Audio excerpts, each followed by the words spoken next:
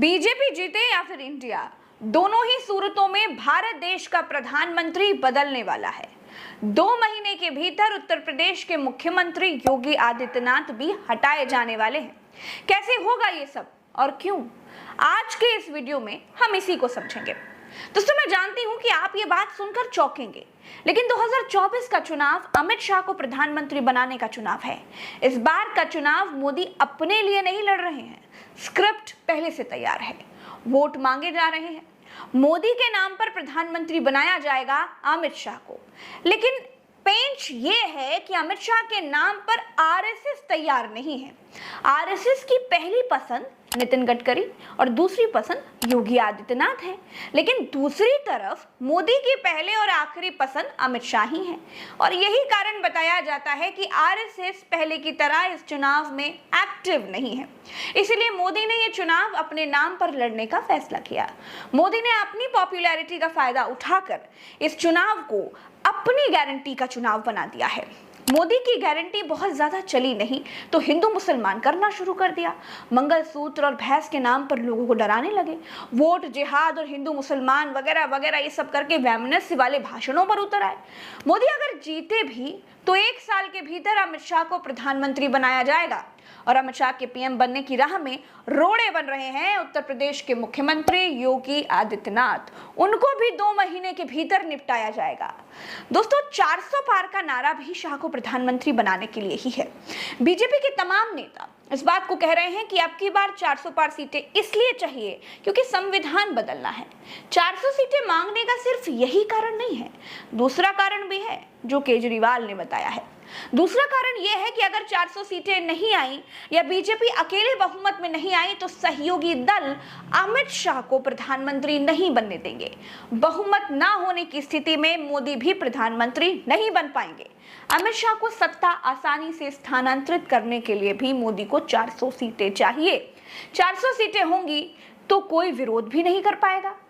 Jail से छूटने के बाद अरविंद केजरीवाल ने यह सब बहुत कम शब्दों में कह दिया, सुनिए जरा। मैं लोगों को, देश के लोगों को आगाह करना चाहता हूं, मोदी जी अपने लिए वोट नहीं मांग रहे। मोदी जी अमित शाह को प्रधानमंत्री बनाने के लिए वोट मांग रहे हैं। दोस्तों, एक बात तो बिल्कुल क्लियर है कि योगी आदित्यनाथ और अमित शाह के बीच तलवारें खिंची हुई हैं। माहौल तनाव भरा है। खतरे की आहट योगी आदित्यनाथ को भी है। अमित शाह के गृह राज्य मंत्री टेनी के बेटे की खातिरदारी उत्तर प्रदेश की पुलिस ने किस तरह से की थी वो तो आपको मालूम ही है। 2022 के चुनावों से पहले योगी आदित्यनाथ की सत्ता पलटने की कोशिश हुई। केशव प्रसाद मौर्य को सीएम बनाने की कोशिश की गई, वो भी आप लोगों को मालूम है। फिर योगी खेमे से पलटवार हुआ और केशव प्रसाद मौर्य अपनी सीट तक हार गए, वो भी आपको मालूम है। अब बिल्कुल वैसी ही परिस्थिति फिर से बन रही है। मोदी को अपना नेता मानने वाले बीजेपी सांसद बृजभूषण शरण सिंह योगी आदित्यनाथ को अपना नेता नहीं मानते। हमारे नेता मोदी जी हैं। योगी जी क्या हैं? हमारे मुख्यमंत्री हैं। नरेंद्र मोदी एक तीर से 2 निशाने साधना चाहते हैं। मोदी के बिना चाहे बीजेपी में तो पत्ता भी नहीं हिलता। फिर मजाल है बीजेपी के नेता जो संविधान बदलने की बात अपने मन से कर दें और पार्टी में बने भी रहें।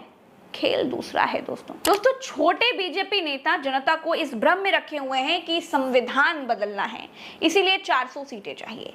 लेकिन 400 सीटों का खेल शाह को पीएम बनाने के लिए है। 400 सीटों का मतलब है कि मोदी को पूर्ण बहुमत चाहिए जिससे वो अपनी मर्जी चला सके। इसके पहले पिछले 4000 साल में कई मौके आए जब इस देश के ऊपर तानाशाहों ने कब्जा करने की कोशिश की, लेकिन हमारे देश के लोगों ने उन तानाशाहों का तख्ता उखाड़ के फेंक दिया।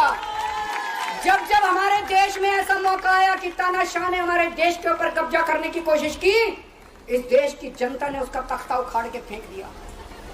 आज एक तानाशाह इस देश से जनतंत्र खत्म करना चाहता है।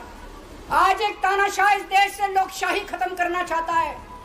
मैं पूरे तन मन धन से लड़ रहा हूं, संघर्ष कर रहा हूं उस तानाशाह के खिलाफ।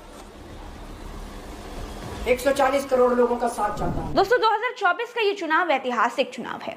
इस चुनाव में नरेंद्र मोदी ने वो किया जो चुनावी इतिहास में कभी भी नहीं हुआ। कभी भी चुनावों से पहले इतनी बड़ी मात्रा में विपक्षी नेताओं को जेल में नहीं डाला गया।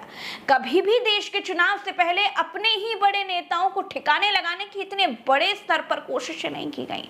चुनाव आयोग को अपने अधीन करके चुनाव लड़ने की इतनी बड़ी कोशिशें पहले कभी नहीं हुई। केजरीवाल ने जेल से छूटने के बाद और क्या क्या कहा, जरा आप वो भी सुनिए। जितने विपक्ष के नेता हैं उनको जेल भेजेंगे और जितने बीजेपी के नेता हैं उनको सबको निपटा देंगे, उनकी राजनीति खत्म करते जाएंगे। बीजेपी चाहती तो अमित शाह को प्रधानमंत्री फेस बनाकर वोट मांग सकती थी, लेकिन बीजेपी को यह मालूम है कि मोदी जितनी स्वीकार्यता जनता के बीच बीजेपी के भीतर किसी भी नेता की नहीं है। मोदी के बाद हिंदू कम्युनिटी में मोदी के बाद अगर कोई नाम आता है तो वो नाम योगी आदित्यनाथ का है।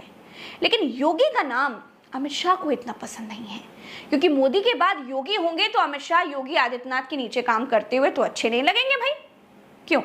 चलिए फिलहाल तो इस वीडियो में इतना ही, चलते हैं